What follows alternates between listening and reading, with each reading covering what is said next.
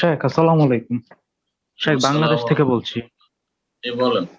শেখ, আমাদের দেশের আমির হামজা নামের এক বক্তা সে বলেছিল যে গত বছর অর্থাৎ জুন মাসে 2020 সালে কাবার প্রধান ইমাম আব্দুর রহমান আস-সুদাইস আর মদিনার প্রধান ইমাম বান্দার বালিলা একটা লাইভ হুম, অনুষ্ঠানে এসে ফতোয়া দিয়েছে যে মসজিদুল হারাম থেকে শুরু করে পৃথিবীর কোনো মসজিদে কোনো চেয়ার থাকতে পারবে না। মানে চেয়ার থাকলে সে চেয়ার মসজিদ থেকে বের করে দেওয়া হবে। তাহলে শেখ, এখন প্রশ্ন হচ্ছে, যেহেতু আপনি মদিনা ইউনিভার্সিটি থেকে পড়াশোনা করেছেন আলহামদুলিল্লাহ, হুম, আর হুম, এখন সৌদি আরবেই থাকতেছেন, তো সে কি এই বিষয়টা আপনি ভালো জানবেন। সেজন্যই আপনার জি। কাছে প্রশ্ন হচ্ছে যে সে কি সত্যি বলেছে? যদি সত্যি বলে থাকে তাহলে মক্কার প্রধান ইমাম এতদিন পর হঠাৎ করে 2020 সালে কেন এই ফতোয়া দিল?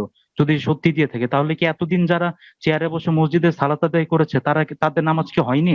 আর যদি এরকম যদি মক্কার ইমাম ফতোয়া দিয়ে না থাকে, তাহলে সে যে ইমামদের, মক্কার এত সম্মানিত ইমামদের সম্পর্কে যে মিথ্যাচার করলো, এটার মানে সম্পর্কে ইসলামের শরীয়ত কি বলে? জি, জি, জি, শেখ, এটাই একটু জি। গতকালকের আগের দিন রাতে একটা লাইভ অনুষ্ঠানে ছিল কাবার ইমাম আব্দুর রহমান সুদাইসি এবং মদিনার ইমাম শায়েখ বান্দার বালিলি। ওনারা দিয়েছে কোনো মসজিদে যেন চেয়ার না থাকে, কাবা থেকে শুরু করে পৃথিবীর কোনো মসজিদে যেন চেয়ার না থাকে।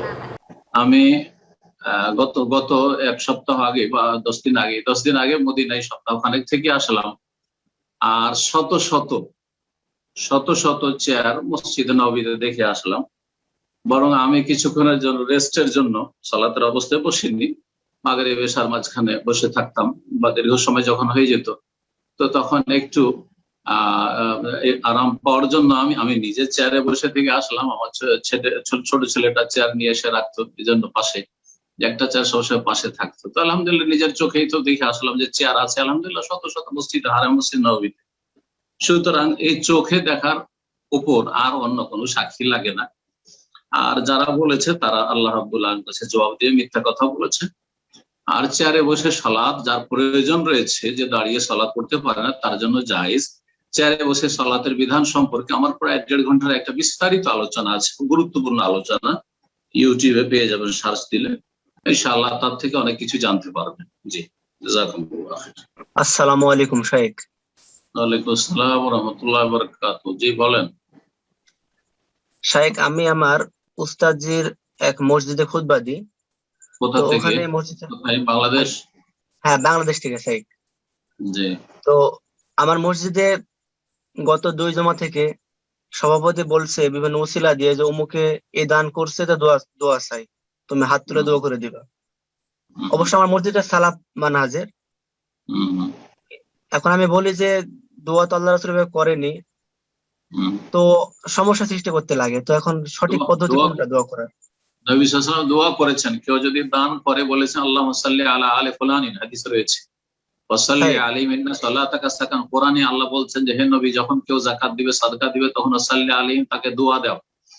ইন্না সালাতাকা সাকান, তোমার দোয়া তাদের জন্য প্রশান্তির মাধ্যম হবে। তো কেউ যদি দান করে, দোয়া চায় অথবা না চায়, বলবে জাযাকাল্লাহ খাইর, আল্লাহ আপনার রুজিতে বরকত দান করুক, আল্লাহ আপনাকে আল্লাহ জান্নাতুল ফিরদাউস দান করুক, আল্লাহ আপনাকে আপনার পরিবারকে নেক হায়াত দান করুক, এইভাবে দোয়া দিবেন। কিন্তু হাত তুলে দোয়া সুন্নতের খেলাফ, বেদাত, ওইটা করবেন না। আহলে হাদিস নাম দিয়ে সম্মিলিত মোনাজাত করবেন, এটা বেদাত। আহলে হাদিস করলেও বেদাত, হানফি করলেও বেদাত। কথা বোঝা গেছে? তো কথা হচ্ছে সম্মিলিত মোনাজাত, সবাই মিলে দোয়া করেন, একটু অমুক দান করেছে, এটা বেদাত।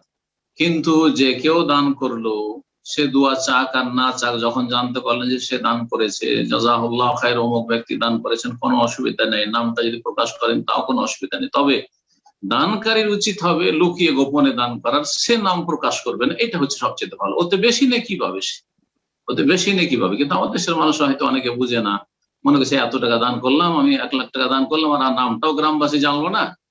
তো এইখানেই কিন্তু ওর গড়বড়, ওখানে কিন্তু ওর নাকি যে কত কমে গেল আল্লাহ ভালো জানে।